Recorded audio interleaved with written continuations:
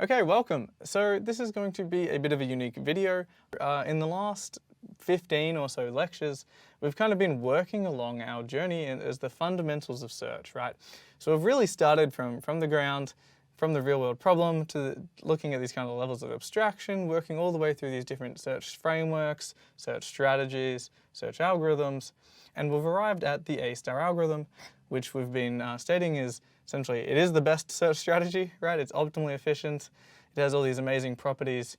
We're making use of both the cost so far and the cost to go. And we're going to be working with and improving A-star moving forward and talking about the state of the art. And then also been adjusting our search strategies to handle different kinds of domains like time, suboptimality, dynamic environments, things like this. But I think it's really important to just do a pretty brief recap of everything we've seen thus far so that we can kind of like remember what we've actually already learned and seen. And then that kind of like cements these ideas, right? So that when we move forward, our foundations are in place. So the first thing we've been having a look at then is the idea that, ta-da, we had an original real world problem. That's where we start, okay? And we have dealt with the idea of what even is search? Why are we talking about search? Well, we need some form of way of mapping a real world problem into a description that we could write down and formalize into an abstracted world state that we can search over efficiently in order to find a solution. And then, of course, we will translate, map that solution back to a plan that we can try to have our robot execute, our agent execute, our player execute, things like this. And so really this is where we're all coming from. We had real world problems. These are not easy to quantify. The real world problem has maybe 1 million variables. Not all of those are important, not all of those are applicable, and sometimes not all of those are efficiently solvable. So what we do then is we translate the initial problem into states. So if we remember, a state is simply information that we are pulling in order to describe the world.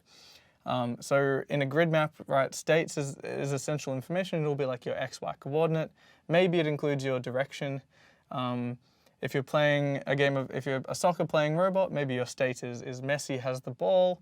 The actions, the operators that you can do in each state is also defined.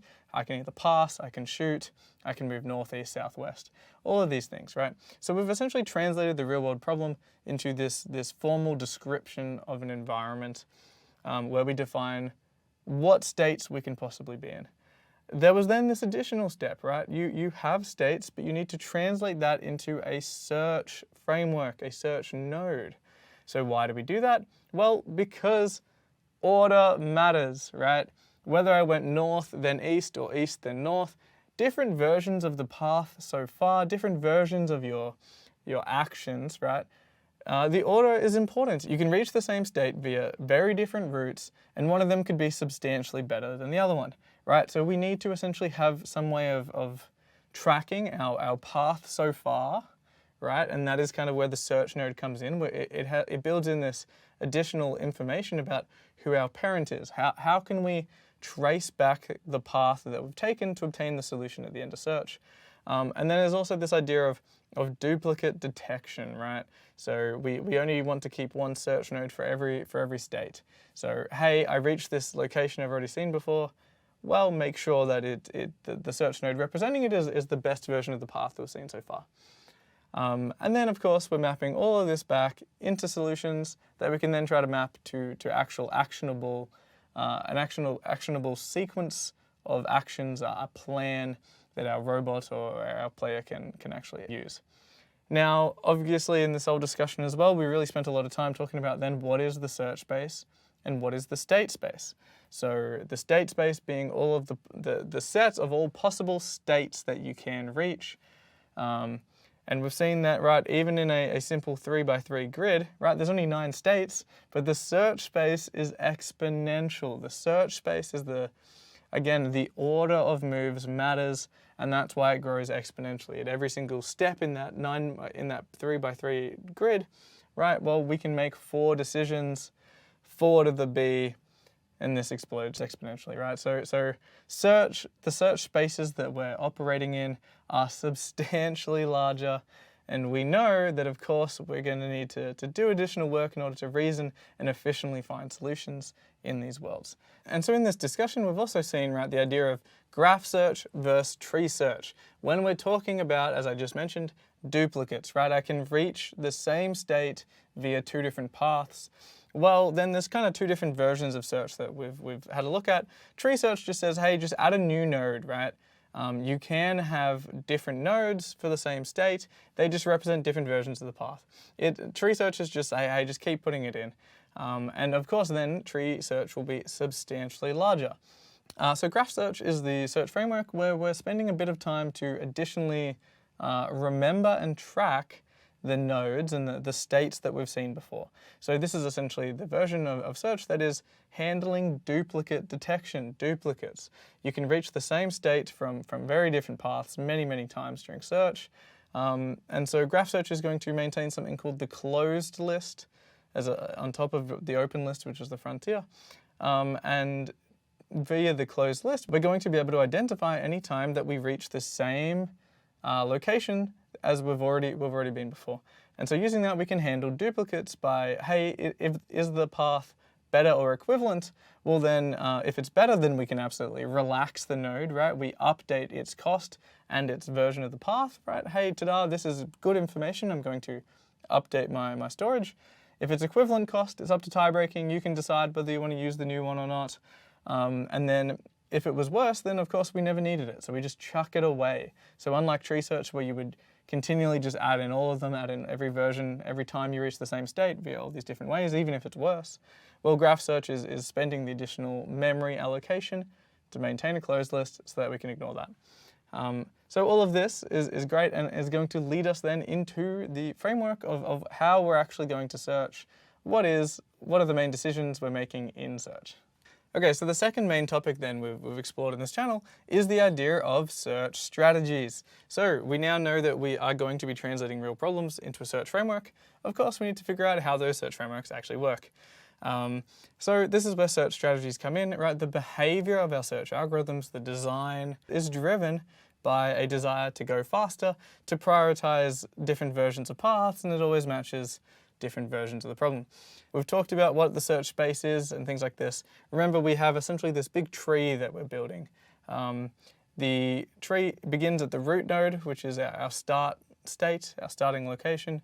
And then we will continue to make actions. Edges are actions. New nodes are generated as children. So every time you choose one node to expand, to say, hey, where can I go from this location? And you're going to create new nodes based on its valid children and add them into the tree.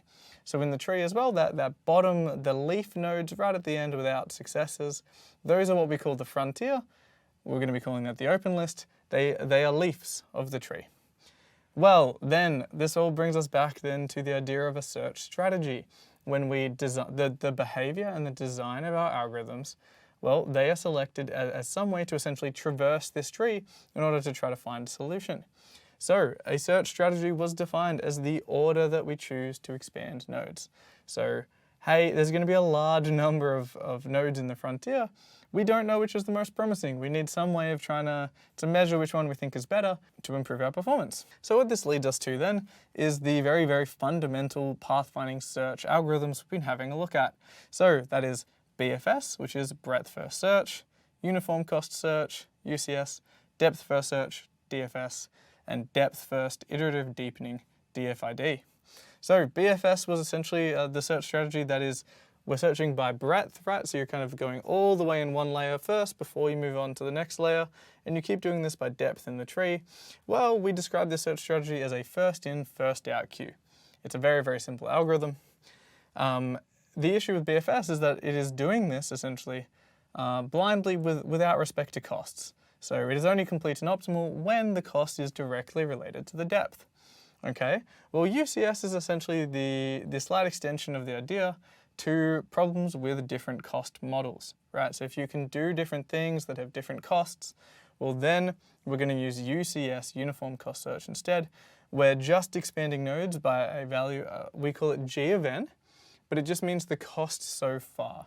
So you're choosing essentially the smallest cost so far to be adding to be expanding next in the open list. Next we have DFS, depth first search, where we're essentially doing a last in, first out queue. So what that means is we prioritize diving as far down as we can first. So we're expanding by greatest depth first. So you're going to continue all the way down and then essentially backtrack and keep trying to go down as far as you can, but backtracking every time we can't. So DFS is not complete and it's not optimal, which is interesting, but its advantages lie in the idea that it's such a simple algorithm that it has much better memory resources. It does not need to track anywhere near as many nodes. You can kind of do it on a one node basis, because every time you go all the way down, you can start to backtrack and prune and just throw away these nodes because we know they're no longer promising. DFS though does have these significant issues of not being complete and not being optimal. So depth first iterative deepening was a very simple augmentation to it, where essentially we're adding in iterations a depth limit.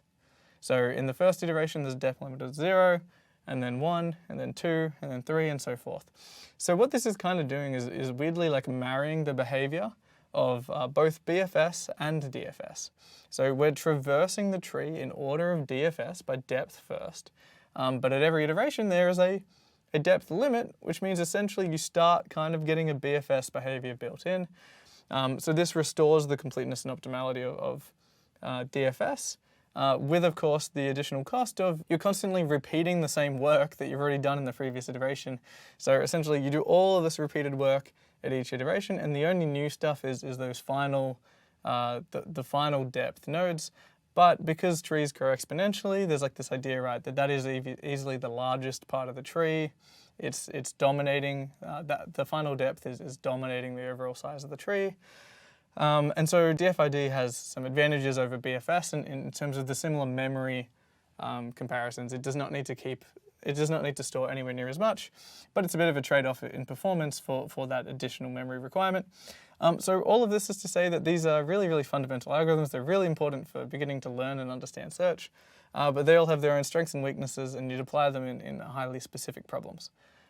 However, we've also identified then that there is an issue with these algorithms.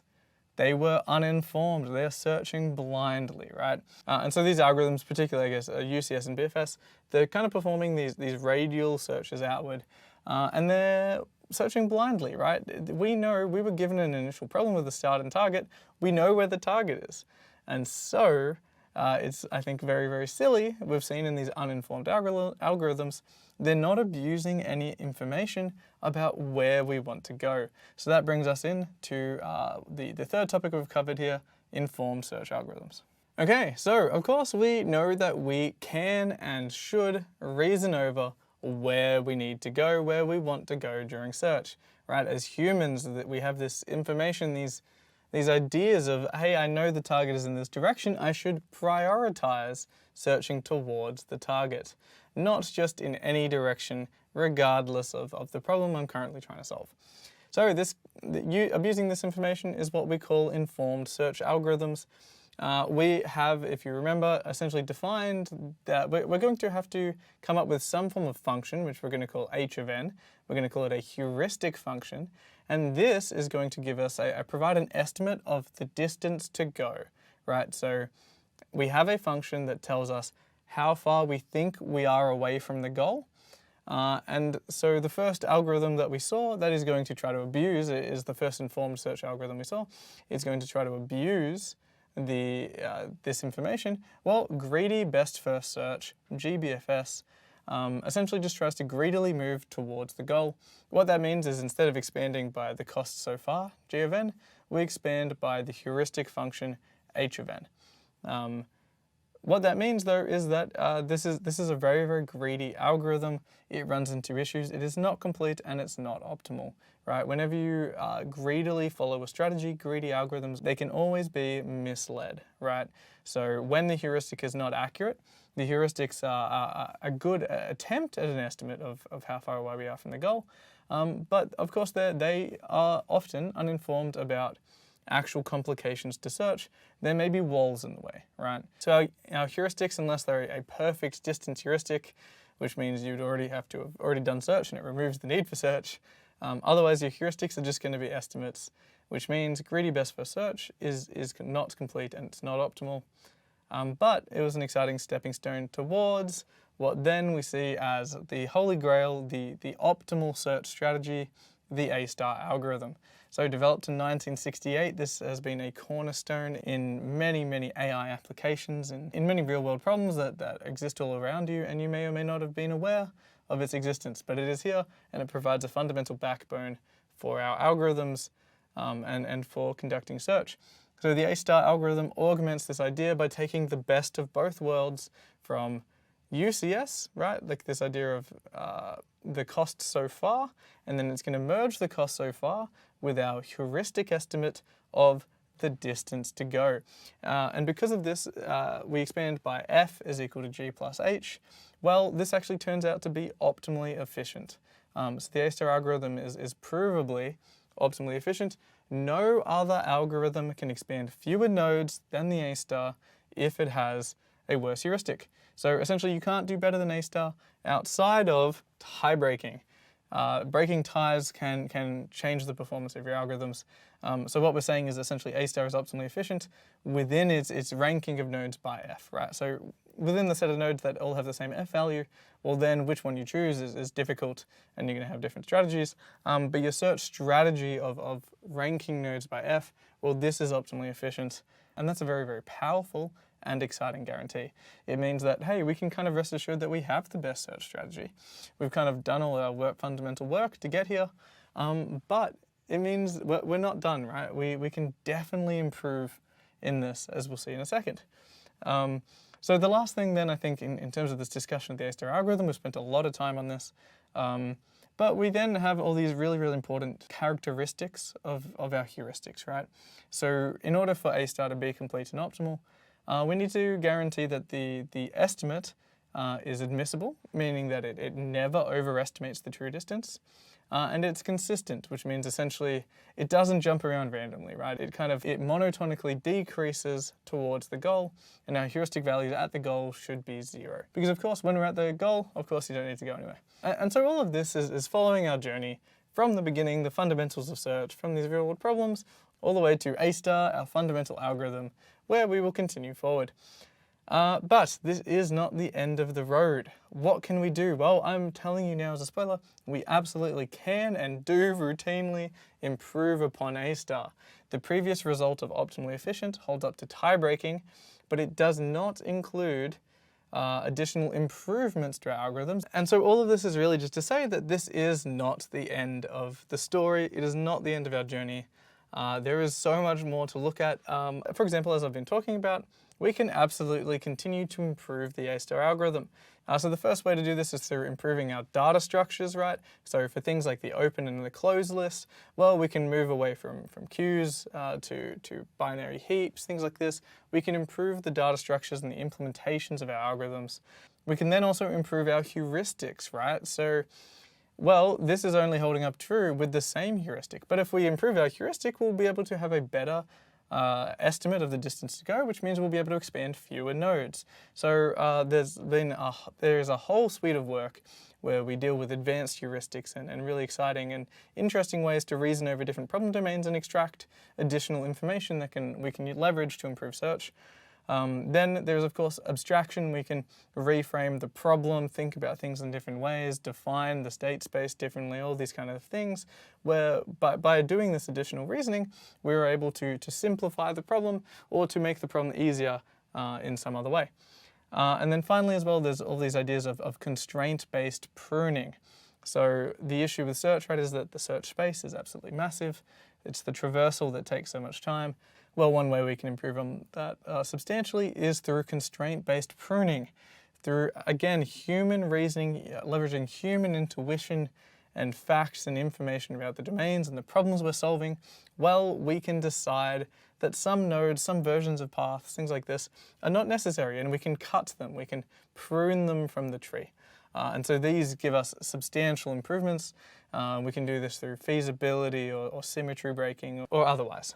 And so that leaves us with many, many exciting avenues that we will continue to explore in terms of improving A-star on this channel, where we really dive into state of the art. And I think this series will go beyond what you often see in your programming, your master's level units, right? Where we often just explore, I guess, some advanced heuristics and leave it there. Well, I really want to discuss, I think, for the first time at least, or one of the first times here on YouTube, some of the state-of-the-art algorithms, some things like jump point search, which is extremely popular in game development and things like this. And it's one of the leading 2D grid map solvers. So then finally, we also have this idea, right, that this isn't the end of the story in terms of the way we're describing problems. Up until now, we've been operating inside of a very narrow box. We've been ignoring a lot of the complexities of search and complexities of real-world problems in our definition in the problems we've been having a look at.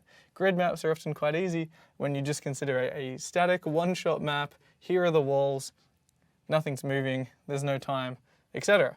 So all of this comes down to all of the different types of world and all the different types of problems that we may need to solve, right? So problems can have time. Time is a massive one. Time complicates search dramatically. We'll see this. I'm going to explore time expanded A-star, safe interval path planning, and move forward there. We're going to look at problems with dynamic obstacles, right? When things change, when things move in the environment, that really we need to adjust the way we search, because right, the reasoning we've done may be invalidated at a future state. Things have changed since we began. Maybe doors opened, maybe doors closed, maybe there's a new obstacle, things like this. And that makes us modify the techniques and the ways that we reason over the environment. That will also correlate very strongly to our discussion on anytime algorithms, which will follow very, very soon after this. Then, of course, real problems have agents with size. Up until now, we've been considering a single cell agent. Of course, it's not always the case. Different agents might have different sizes. How are we going to deal with that in terms of our domains, in terms of our problem descriptions, and how they interact with each other during search? But when I say interact with each other, that even leads us further into multi-agent search, right? Up until now, we've only been looking at solving a single agent, a single path. Well, multi-agent problems are extremely important. These are essentially the real-world industrial kind of scale of problems that we're seeing in things like the Amazon fulfillment centers. And all of these, we're going to be calling this MapF, multi-agent pathfinding. It's its own whole field, and I'm excited to dive into that as well. Finally, then, I've also written down this idea of giving up optimality, which will be the videos immediately preceding this. Well, hey, up until now as well, I've only been searching to try to find and prove the exact optimal solution. Well, we can extend A-star and these other algorithms to be substantially faster, right? In domains where we care about speed, getting a solution quickly, versus trying to find an optimal solution, but maybe failing to find one in a reasonable amount of time in order to act and to dodge an obstacle or things like this. Well, this is the idea of giving up optimality. We will be looking at suboptimal algorithms, and there's a whole host of interesting ideas there as well. There is also much, much more. So please stick with me as we begin to use the fundamentals. We've finally built up our fundamentals, and now I think we can start to really engage and to develop and discuss exciting algorithms. So thanks, and join me there.